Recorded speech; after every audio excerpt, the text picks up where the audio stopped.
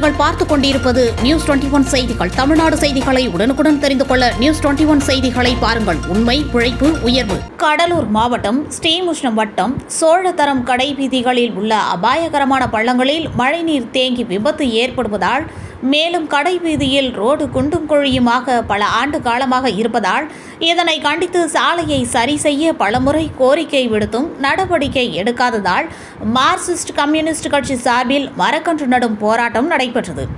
நிகழ்ச்சிக்கு வட்டக்குழு வெற்றி வீரன் தலைமை தாங்கினார். மாவட்ட செயற்குழு தேன்மொழி, மாவட்ட குழு பிரகாஷ், ஸ்ரீமுஷ்ணம் வட்ட செயலாளர் தினேஷ் பாபு ஆகியோர் கலந்து கொண்டு உடனடியாக சாலையை சரி செய்து கொடுக்க வேண்டும் எனவும், இல்லையென்றால் 2 தினங்களில் மிகப்பெரிய சாலை மறியல் போராட்டம் நடைபெறும் எனவும் தெரிவித்து சாலையில் மரக்கன்றுகளை நட்டு போராட்டம் செய்தனர். இந்நிகழ்ச்சியில் வட்டக்குழு பாண்டுரங்கன், தங்கசாமி, சுப்பிரமணியன், கிருஷ்ணமூர்த்தி, தேவேந்திரன், குமார், விஜயகாந்த், குமாரி மற்றும் கிளை செயலாளர்கள் நமசிவாயம், உத்ராபதி, காசிராஜன், கோபாலகிருஷ்ணன், விஜயகுமாரி, ஜமுனா கலந்து கொண்டு கண்டன கோஷங்களை எழுப்பினார்கள்.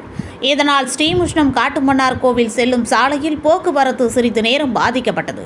நியூஸ் 21 செய்திகளுக்காக கடலூர் செய்தியாளர் முருகானந்தம்.